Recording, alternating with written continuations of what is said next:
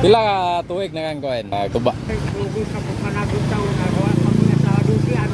Alright, so nata dire sa Ayungon karon kay ngutana ta asagikan ng ilang tuba dire ngano walay tungog. Lagmitan dire sa Ayungon walay tungog yun ilang tuba. Mao na ang kuan manguhaig tuba dire sa Ayungon. Nang may buntag, may hapon na day. May gusto.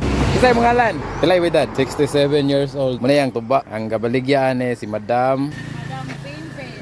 Madam Pinpin. So, siya kuan dire Bulger o reserve. Anong imong tubaan dool na dire or layo? Babaw. So, muna yung kuhan, muna yung dalon kada adlaw sa Bulger. Trabaho. Pila ka tuig na kang kuhan? Nagtuba. Ay, sugo sa panagod taon na gawa sa mga sa 12 anos ako. 12 anyos? Oo, mga 12 pa ang inidapat. Gabiya, no? Dugay na kayo siya karon. Pila ka mga anak? Ito. So, muna yung kuhan, muna yung livelihood dire sa Ayungon siya ga-deliver aning mga tuba dire. So, tungod sa atong mag-vlog, atong mag-promote po ang mga livelihood sa atong mga local farmers. So, muna siya mga local farmers. So muna akong giinom karon. Ang ilahang presyo dire tag 20 ang bol no. Grapon sa Bisaya, grapon. 100.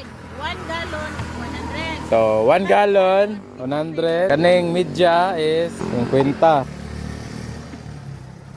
Sabiya ta. Naong pila ka lubi mong sakon kada 13 ka lubi. Kadang lubiha wala na day bunga, pangtuba ra gid sa no. Dili na siya bunga. So, kada sa usa ka adlaw kapila ka mo harvest. Wala hapon na, kada buntag siya. Unsa orasa ka mo kuan?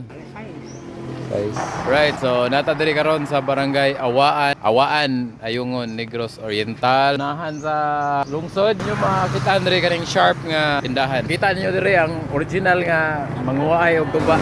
Mo po na akong maabtan diri kani sila. So time check alas 12:15. Manuba sa ta. Right. So na, muna yung makita sa dalan sada.